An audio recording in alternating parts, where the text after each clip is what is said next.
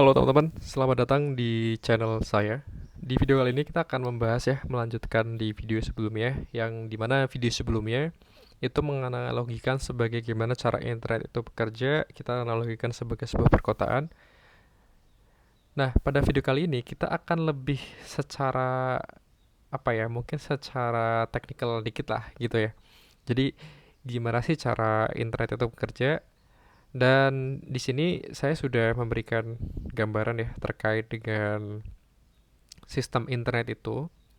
Jadi di sini ibaratkan ini adalah kita ya sebagai orang yang sedang nonton YouTube lah. Kalian lagi nonton YouTube saya di sini. Itu kan pasti pakai HP atau pakai laptop gitu ya. Nah, kok bisa ya kita bisa nonton video-video yang ada di YouTube? Atau mungkin kok bisa ya kalian bisa nonton video saya sekarang gitu ya. Nah, itu video sekarang yang kalian tonton itu, yang saya buat itu ada di servernya si YouTube ya. Jadi server YouTube itu biasanya di Eropa atau mungkin di Amerika ya. Jadi ada di sana. Kok bisa video yang disimpan di Amerika atau di Eropa itu bisa kita akses di handphone kita gitu ya? Kok bisa gitu? Nah, mungkin teman-teman udah paham lah kalau misalkan oh itu pakai satelit kita bisa aksesnya pakai satelit gitu ya. Nah, bisa aja teman-teman. Jadi dari sini akses satelit ya ke atas ya ditembakkan ke atas, kemudian dari satelitnya request ke server YouTube, dari server YouTube respons ke satelit lagi, kemudian dari satelit ditembakkan ke HP kita. Itu bisa. Cuman ini tergolong cukup mahal ya teman-teman. Jadi ini tergolong cukup mahal karena ya jarak bumi ke satelit itu kan jauh. Nah tentunya delay juga ada concern atau perhatian terhadap delay, kemudian biaya bangun jaringan seperti itu juga susah gitu ya, atau mahal. Nah itu jadi concern utama. Nah, sekarang ada konsep yang namanya fiber optik teman-teman. Jadi sebenarnya ini udah lama lah. Fiber optik itu udah lama. Jadi ketika kita misalkan mau mengakses youtube.com ya. Jadi di sini youtube.com itu alamat IP-nya 145.75.36 dan titik 3. Jadi teman-teman udah paham lah ya. Kalau misalkan di internet itu ada konsep yang namanya IP address. Jadi kalau misalkan kita search ya.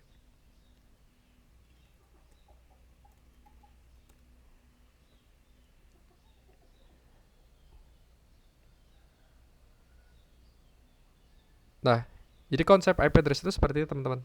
Jadi dia dimulai dari ini ya, angka. Jadi ada angka titik. Jadi titiknya itu ada 3 dan diisi dari 4 angka di masing-masing itunya. Jadi ini bentuk IP-nya ya. Jadi bentuk IP itu seperti ini dan di dalam internet atau di dalam konteks jaringan komputer secara luas itu ini diperlukan sebagai sebuah alamat. Oke, kita kembali lagi sini ya. Jadi ini berarti adalah alamat dari youtube.com. Jadi kalau misalkan kita akses youtube.com ya, misalkan di web browser ini, nanti kan bakal muncul tampilan youtube.com gitu ya. Nah, itu ketika kita mau akses youtube.com, itu tuh konsep itu seperti ini teman-teman. Sebentar, ini coba dikecilin ya. Pastikan di rumah teman-teman itu di sekitarnya ada tower ya. Tower entah itu dari internet service provider mana, dari Telkomsel, dari Tri, dari XL dan juga yang lainnya. Itu kan pasti ada tower. Nah, tower ini biasanya itu memancarkan sinyal gitu ya, memancarkan sinyal ke HP-HP di sekitarnya. Jadi HP-nya bisa mengakses ke tower ini. Nah, kalau misalkan teman-teman mau mengakses youtube.com, itu artinya teman-teman ngakses ke tower ya, kemudian di server towernya itu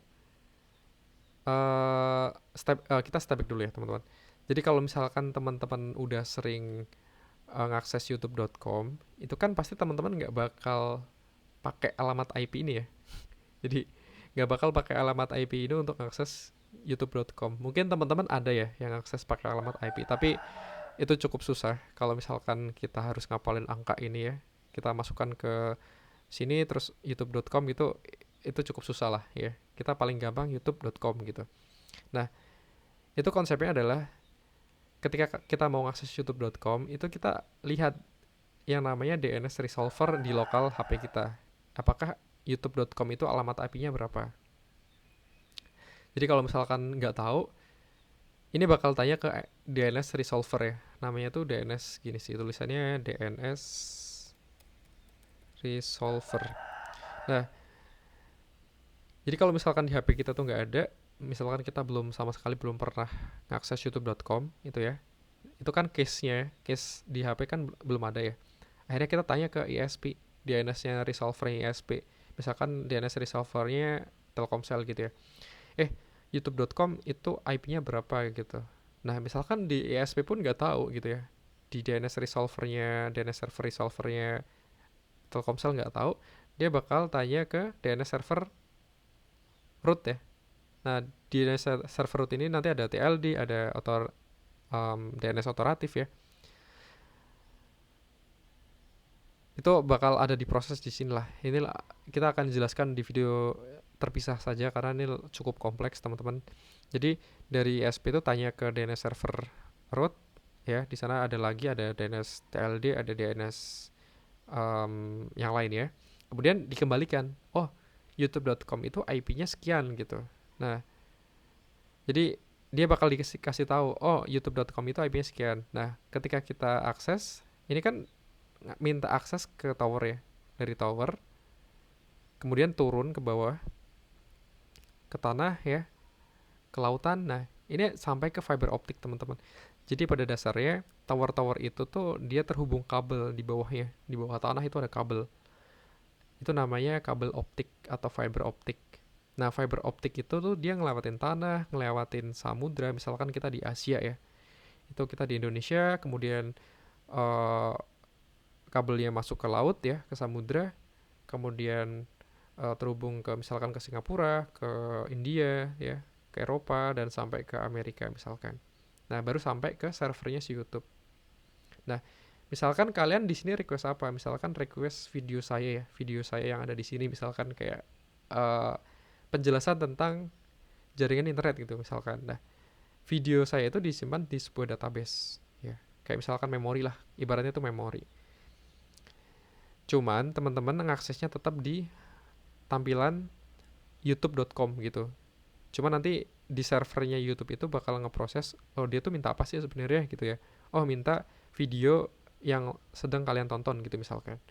Nah, server youtube.com itu bakal ngakses ke database gitu.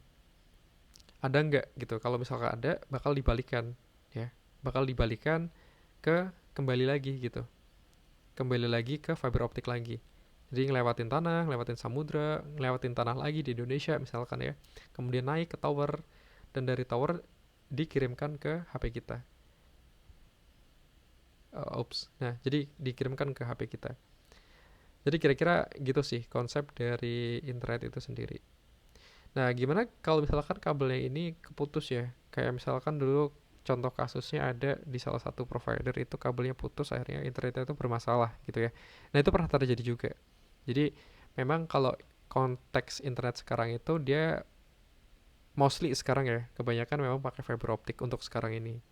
Tapi kita nggak tahu kalau misalkan Elon Musk pakai apa ya, kayak produknya sendiri yang satelit itu ya, ya mungkin kita kedepannya nggak tahu juga.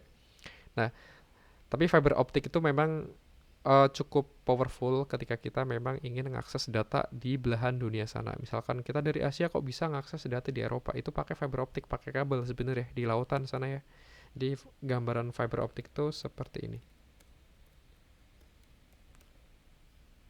Nah, ini adalah kabel dari fiber optik ya. Kabel-kabel yang ditanam di lautan sana. Jadi ada